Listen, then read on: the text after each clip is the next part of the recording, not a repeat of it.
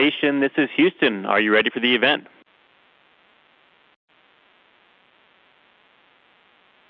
We are ready for the event. KGW-TV, this is Mission Control Houston. And I have the... Please call station for a voice check. Station, this is Devin Haskins from KGW-TV. How do you hear me? Haskins from KGW-TV. How do you hear me? KGW-TV in Portland, Oregon. Devin, I hear you loud and clear. How do you hear me? I hear you great. Don, one of the things I want to know is you grew up in the Silverton area. Just talk to me about your childhood and growing up in that area, but also your love for space. When did you first learn that love for space? I learned that love for space in good old Silverton, Oregon as a kid growing up, and had a telescope, a small telescope, a 3.5-incher, and use it to look all around things you could see. And at that time it was still dark skies. I'm not sure how it is now. And just studied everything that you can about math and science and engineering and all this uber geek stuff. And then I saw John Glenn fly into space in the Apollo, in the Mercury mission, and that just set a bit in my mind. And it's like, wow, I want to do that. You've spent just over a year living on the ISS through multiple missions. How has each mission that you've been up there kind of prepared you for the next one? Well, the first mission was under the construction phase. This was 2002, 2003 time period. And we had half the crew, 1/3 the pressurized volume, 1/4 the electrical power. And we did some science, but most of our work was construction work. And so it was like living in the house while you're still building it, and you got a table saw set up in the dining room and a bucket where the kitchen sink goes. So that was my first mission. And then second mission was a resupply mission for a space station where we brought up the sleep stations. We expanded the crew to 6. We also brought up the regenerative life support system that I like to call the coffee machine because it turns yesterday's coffee into today's coffee. And then the third mission was another long-duration mission. We were up to a full crew of 6 at that time, and station build was basically complete. Now we've got a crew of 12.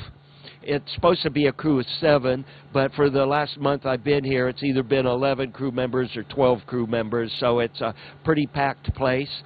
And we've added 3 new modules since my last mission and taken 1 module away. So there's even more volume available here on Space Station. You say it's a pretty crowded space station there. You have a couple of extra astronauts that are staying a little longer. That's also happened to you on one of your previous missions. So when it comes to food, do you guys plan for that? Is there extra food brought when a new mission, crew comes aboard, or do you guys have to ration and say, hey, you're not eating today? For my first long-duration mission, Expedition 6, Columbia happened during that time, and shuttles didn't fly for 2.5 years, maybe 3.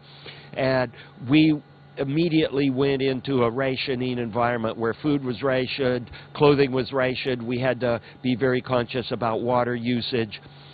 Then for Expedition 6, we started off with normal crew size and normal supplies, but then a resupply vehicle was lost in 3rd stage. And then a bunch of food was lost as it sat out on a dock someplace and got frozen and popped all the packaging. So we went into another food shortage during Expedition 30. This time, we're supply aplenty even for 12 people. We have so much food we can eat as much as we want. We've got clothing, we've got water, we've got all the supplies we need, and most of that is due to the cargo vehicles supplied by commercial space now. We've got cargo vehicles coming up on a routine basis, and they're packed with supplies, and they could supply the extra demands of having this crew of 11 or 12 on space station. So there's no shortages of things right now, except maybe a space around the dinner table for evening. Talk about one of your previous missions where you, and I believe I read this correctly, you tested a coffee cup invention of yours that you were able to get a patent for. Do I have that correct, and is it still being used today? Yes, that was in 2008 on STS-126. Working with a colleague at Portland State University, Mark Weislago, which, by the way, behind me, one of his experiments is currently in progress here on Space Station. Mark Weislago and I came up with the idea, and I implemented it during STS-126 and made a prototype, actually 2 prototype versions of the zero-G cup, and it allows an open container to be used in a manner commensurate with how we use open containers on Earth. And that resulted now in 2 patents. And this time I've got like the 4th generation zero-G cup on station with me, and I'm planning to not only use it to enjoy a cup of coffee, but I'm also planning to use it for a number of fluid physics demonstrations. So we're just a couple weeks away from the election. I know how I can vote, by mailing it in, or, if you're someplace, maybe you go to the ballot or the elections office and vote. How do you vote in space? How does that happen?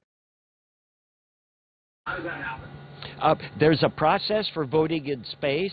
I haven't looked at it yet because we're, like you say, we're still a couple of weeks from election, and we're busy up here with our mission operational work, and I will figure out how we vote from space at the appropriate time. Looking at your social media, your photography is amazing, and I've read that that's one of the passions of yours during your missions up there. Do you ever get tired of the view from the ISS looking down at Earth, how most people are never able to see it? Yeah, no, you never get tired of looking at Earth. Your orbit varies. It never goes exactly over the same place. It can go close, but it wiggles around a bit. And it consistently shifts to the west, and it might be 8 to 10 days before you go over a similar pass in the same area. And each time you go over, one time it'll be day, one time it'll be night, one time it's low angle setting sun, one time it's noon. It looks different every single time.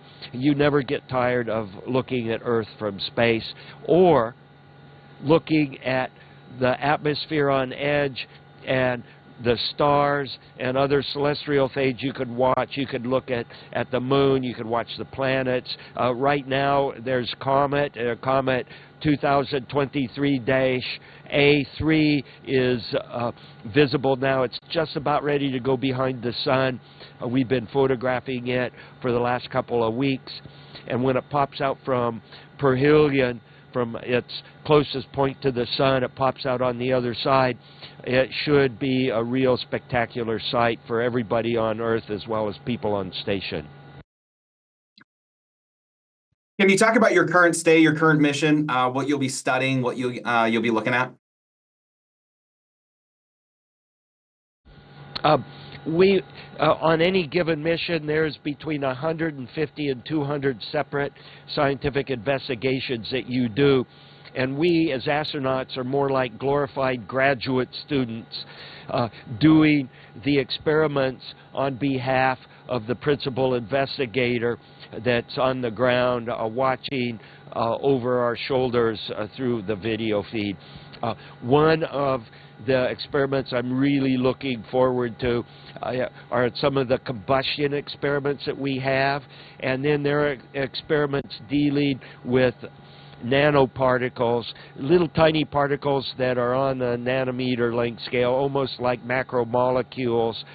There's a number of things dealing with these nanoparticles because of the lack of gravitational forces, and looking at the structure that they can self-assemble into when it's only charge force without gravitational force. So that's sort of a highlight, and every week we get an uplink message that tells us what we're going to be doing over the next week.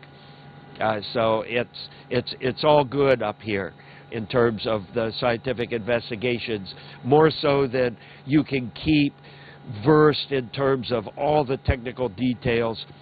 So you kind of pick and choose the experiments that you really dig into and understand what's going on. What is something about the ISS that maybe the average American does not realize or does not know? Oh, how we deal with small pieces of trash. Say you're floating around the galley table and you got a packet of food and you want to cut open the packet, and you have this little tiny flap that you've cut off of your packet of food. What do you do with that little tiny flap? It's too small to put in a normal trash can. If we have these trash containers, if you put a small thing in like that, the act of removing your hand from the trash container creates enough of a airflow that the little tiny piece will follow your hand out, and it's like you stuff it back in, you pull your hand out, it comes out again. You stuff it back in, you pull your hand out, and you got to kind of stick it to the wall on the inside of the container or bury it under other trash in order to keep it in. So how do you deal with these little pieces of trash?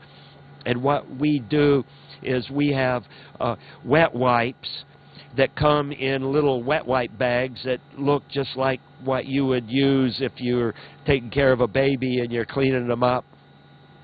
And when those bags are empty, because they have a little folding door on them and a little plastic thing behind the door, a little plastic sheet, they're perfect for putting in little small bits of trash. And we keep these staged in various places around station.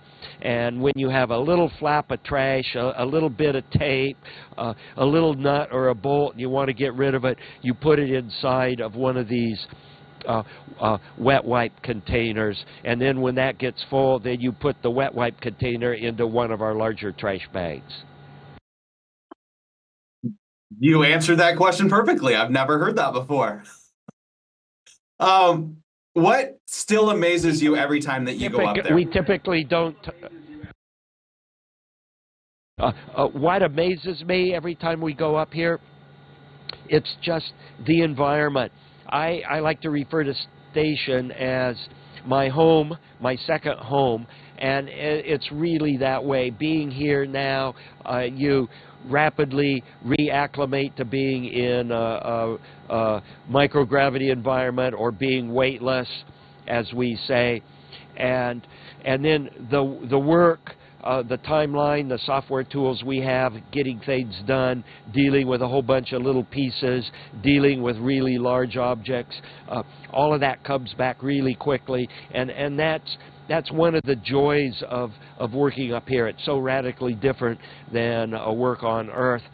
And then the views, looking out the window at Earth and at the atmosphere and at the stars, those are just totally amazing. And then the views and images, the photographic compositions that you can make inside a station in terms of how we live and work. So all of that is just something that I really look forward to with every mission that I fly. You talked about looking out the windows. You talked about your photography. Over the last couple of weeks, the southeastern United States has seen two major hurricanes devastate the area. I'm just wondering from a global view to be able to see those huge hurricanes from above, kind of how that hits you and what you see from up there.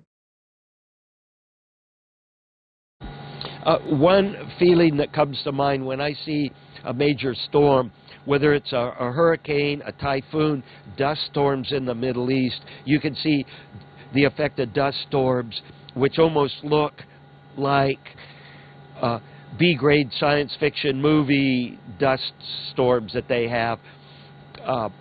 When you see events like that, it lets you know who's in charge of this planet and who wields the greatest forces. It's not human beings, it's Mother Nature, and we need. It's important to understand how Mother Nature operates and how to stay out of her way when she gets angry at the planet, and how best to